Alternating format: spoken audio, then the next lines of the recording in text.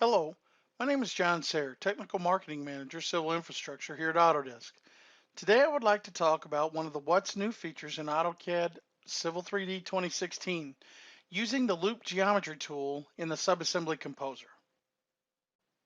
The Subassembly Composer has been updated such that we can build custom subassemblies more easily. Users now have access to a new loop geometry tool for repeating specified lengths until they reach a surface target or until they are repeated a specified number of times. For example, this tool can be used for benching along a roadway. So if we look here in the subassembly composer, you can see a subassembly that we've generated, and it's going to be used for the benching that we were talking about. Here's our loop geometry selection. This is where you see it here, and I've got a flow chart already built. So what this is going to do, it's set to after it benches 3 times, then it's going to give you an error. So let me show you what I'm talking about. If we move this down, the surface target, it extends out. Okay, so if I keep moving it out,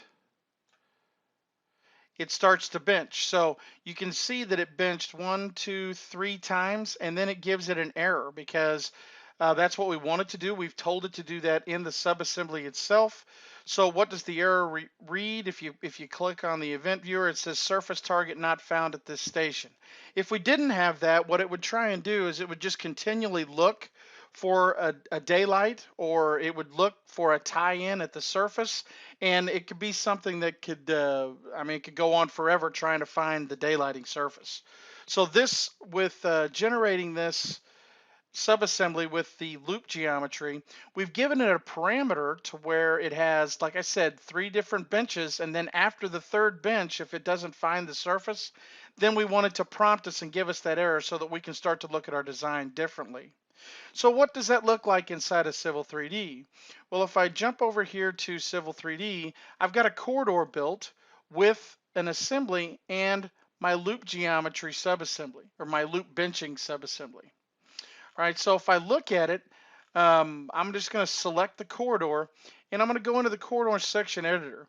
You can see right here, I'm at station 725. If I move back to, say, station 450, then I'm able to daylight on both sides of the road. Okay. Now, if I move forward at 475, things start to change. So on the left-hand side here of my road, I'm starting to need a bench at the specified distance, and it's looking and daylighting at to the existing ground, and it's able to find it only with applying one bench. Now, if I continually move, if I keep moving up station, the further the depth gets here that it has to use at the edge of the bench to daylight, then that prompts it to actually add another bench. So I keep moving. After the 3 benches, it will give us the error. And again, once we regenerate this corridor and it sees that it can't tie, we can see in our event viewer right here, it's got a report error, surface target not found at this station. Now, if you remember, that's the error that we told it to give in the error report right here for the description. So you can customize this too. I hope you enjoyed the presentation and have a great day.